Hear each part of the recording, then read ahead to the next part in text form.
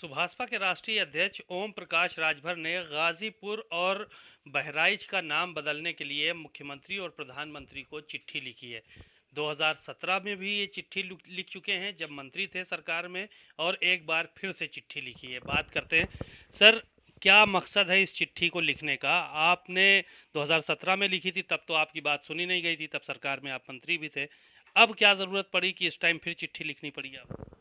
कि भारतीय जनता पार्टी भगवान राम का मंदिर बनाने के लिए बार बार न्यायालय का दरवाजा खटखटाते रहे, जनता के बीच में जाते रहे।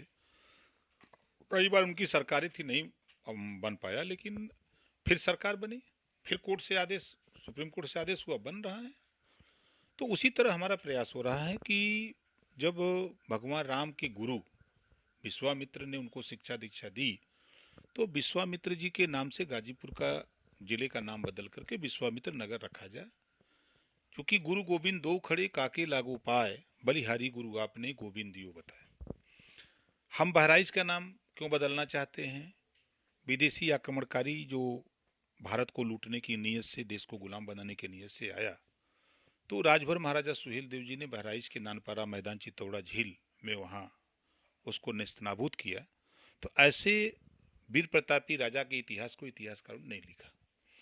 तो बहराइच का नाम बदल करके राजभर महाराजा सुहेलदेव नगर रखने के लिए हमने पत्र 17 में भी लिखा था, 19 में भी लिखा, 22 में, ये 23 में फिर पत्र लिखा हूँ।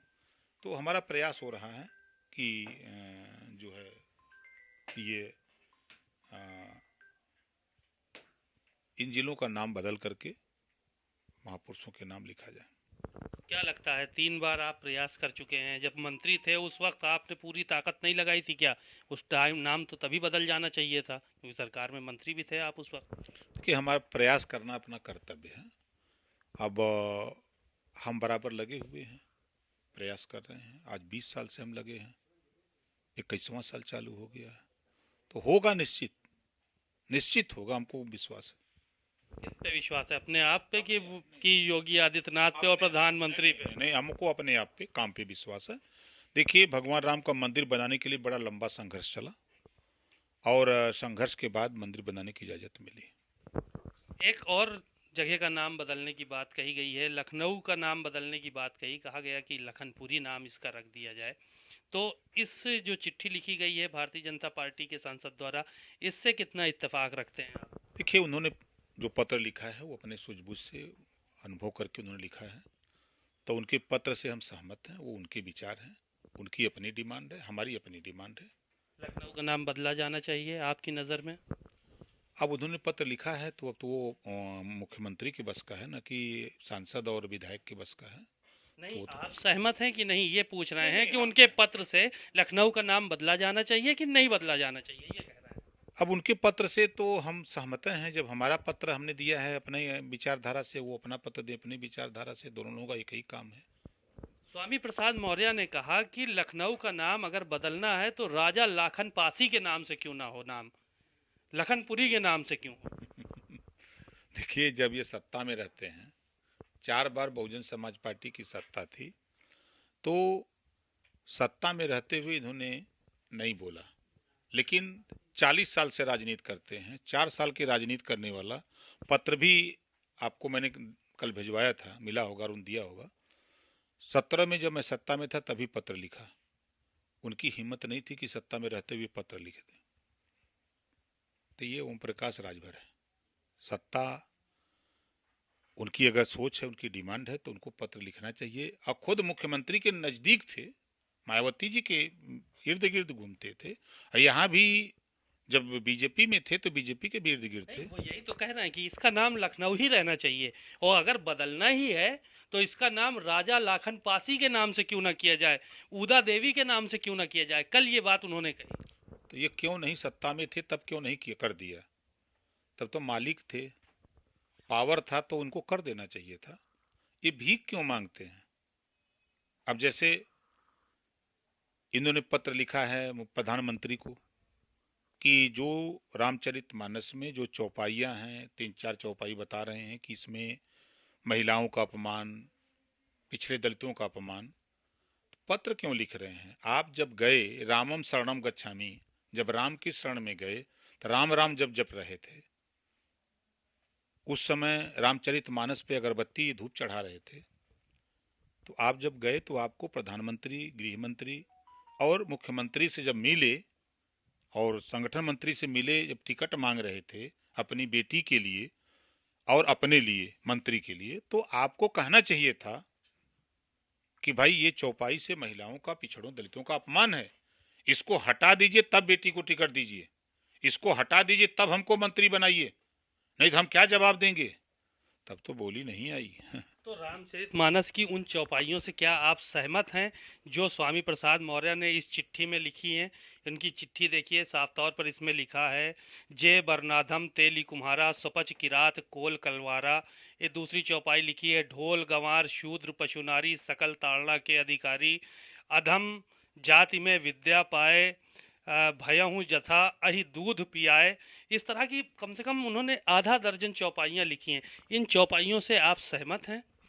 देखिए, कांसीराम जी के साथ वो भी थे, हम भी थे। कांसीराम जी ने एक समाज को बदलने के लिए एक अभियान चलाया था, जाति तोड़ो समाज जोड़ो। उस समय वो भी थे। ये जो व्यवस्था थी, इस व्यवस्था को बदलने के लिए कि जो जाति ऊंचे नीचे नफरत की बात है, इसको समाप्त करने के लिए वो भी किए। उसी आधार पे जो आज पत्र ये लिख रहे हैं, तो जब मिले, मलाई खाना होता है सत्ता की, तब तो अंदर आप एमएलए और एमपी मंत्री बनने के लिए खाली सिफारिश करते हो। प्रमाण है कि नहीं है? 5 साल मंत्री थे, 5 साल ये चौपाई क्यों नहीं याद आई? महिलाओं का अपमान क्यों नहीं याद आया? जब ओम प्रकाश राजभर सामाजिक न्याय समिति की रिपोर्ट लागू करने के लिए आपसे बात किया मौर्य जी से, तो कहें भाई आप लड़ो, हम नहीं लड़ सकते। हम कहे क्यों? कहा हम लोग लड़ेंगे तो हम लोगों को मंत्री पद चला जाएगा। तो मंत्री पद की लालच थी कि मंत्री बने रहेंगे। तो ये सत्ता के लोलुप्त लोग हैं, ये सत्ता नहीं हाथ में है, घबराए। चौपाइयों का आप समर्थन करते हैं रामचरितमानस की? वो समय था, हम संविधान को मानते हैं। बाबा साहब समर्थन करते हैं कि नहीं करते हैं? ने बतिया सुन लीजिए ना, बाबा साहब डॉक्टर अम्बेडकर की हमने शपथ लिया है, हमें एमएलए चुन के आए तो संविधान में दायरे में रह करके हम लोग काम करेंगे। इस चौपाई को कहीं बाबा साहब डॉक्टर अम्बेडकर ने समाप्त करने के लिए, खत्म करने के लिए, इस चौपाई से हट करके एक नई व्यवस्था बाबा साहब डॉक्टर अम्बेडकर ने संविधान दिया।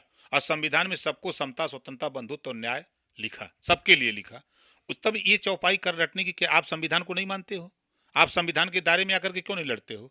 जब संविधान के दायरे में आप पावर में रहते हो तो आप संविधान के दायरे में ही तो हमने मांग उठाई, हमने कौन सी बदतमीजी कर दी? हमने तो पत्र लिखा है। तो जब पत्र लिखा है, तो जब आप गए प्रधानमंत्री के यहाँ, आप गए गृह मंत्री के यहाँ, आप गए मुख्यमंत्री के यहाँ टिकट मांगने, तो उस समय तब अपमान ये नहीं था? तब भी तो अपमान था। तब आप उनसे कहते कि हमारी बेटी को टिकट तब चाहिए जब आप ये दोहा चौपाई सब हटाइए, हम मंत्री तब बनेंगे जब ये दोहा चौपाई हटा देंगे। तब तो ये नहीं कहे।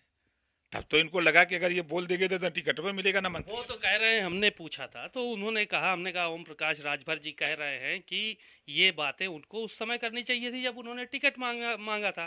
तो उन्होंने कहा ये मेरी 40 साल पुरानी डिमांड है और ओम प्रकाश राजभर अभी दुधमुहे बच्चे हैं राजनीति में।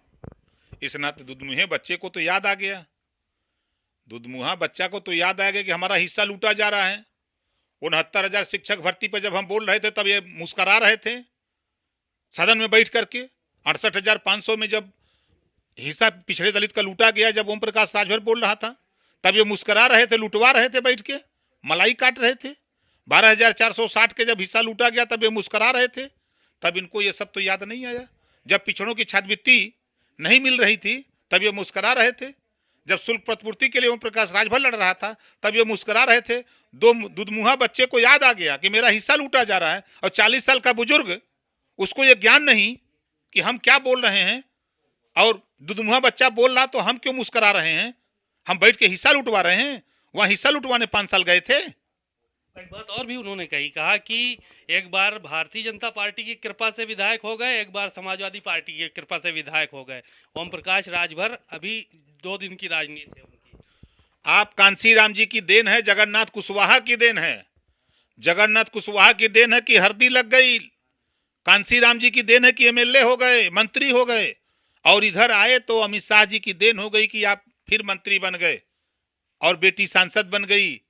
दूसरे के ऊपर उंगली उठाने से पहले अपने तरफ झांक के देखो। ओम प्रकाश राजभर मर्दई है, धरातल तैयार करके पार्टी बना करके तब भीख नहीं लिया हूं। बीजेपी के साथ गया तो समझौते में 8 सीट लिया, समाजवादी पार्टी के साथ गया तो समझौते में 16 सीटें लिया। भीख नहीं मांगा था उनसे, उनकी कृपा से नहीं, हमारी कृपा से वो जीते हैं। सदन में बोला, आड़ में नहीं बोला, विधानसभा के अंदर इस बात को भी बोला है। ओम प्रकाश राजभर मर्दानगी की बात करते हैं, तो क्या स्वामी प्रसाद मौर्य मर्दानगी की बात नहीं करते? ये पिछड़ों का हक लूटा जा रहा था तो क्यों नहीं बोले? पिछड़ों का हक लूटा जा रहा था, क्यों नहीं बोले? बेटी को टिकट मांगे तब ये चौपाई याद नहीं आई, अपना मंत्री बने तो चौपाई याद नहीं आई। आज पत्र लिख रहे हैं, ये ड्रामा कर रहे हैं, ये ड्रामा पार्टी कर रहे हैं सब। एक आखिरी सवाल ये था कि अखिलेश यादव पूर्वांचल के दौरे पे हैं, गाजीपुर जाएंगे, बलिया जाएंगे, बनारस जाएंगे और अपनी ज़मीन तलाश कर रहे हैं वहाँ पर। पिछली बार तो आपके साथ थे तो कई सीटें आई हैं। क्या उम्मीदें हैं कि इस बार भी समाजवादी पार्टी उतना ही बेहतर प्रदर्शन करेगी 2024 में? वो समय बताएगा। समाजवादी पार्टी आपन धरती तैयार करे, पूर्वांचल छोड़ दे। वो एटा इटावा कन्नौज कासगंज फिरोजाबाद फरुखाबाद तैयार करें, और उधर जात हुए बेमतलब वहां का मिली उन्हें। ये भरम में हैं, ये लोग गलत फहमी में हैं। जस करनी वो सब भोग विधाता, नरक जात काहे पछताता। प्रमोशन में आरक्षण खत्म किया किसने? समाजवादी पार्टी। काहे वोट देगा पिछड़ा दलित? क्यों वोट देगा पिछड़ा? आपको 27% आरक्षण लागू हुआ, 12 जातियां लाभ उठा रही। हाई कोर्ट ने 4 सितंबर 2013 को कहा कि उत्तर प्रदेश सरकार इसको बांट के सबको दे। तब आप क्या कर रहे थे? मुख्यमंत्री थे, आपने क्यों नहीं बांटा? क्यों राजभर वोट देगा? चौहान बिंद के वोट मल्ला क्यों वोट देगा? बंजारा बहलिया खंगार क्यों वोट देगा? जुल्हा दुनिया अंसारी साईं दर्जी फकीर क्यों वोट देगा?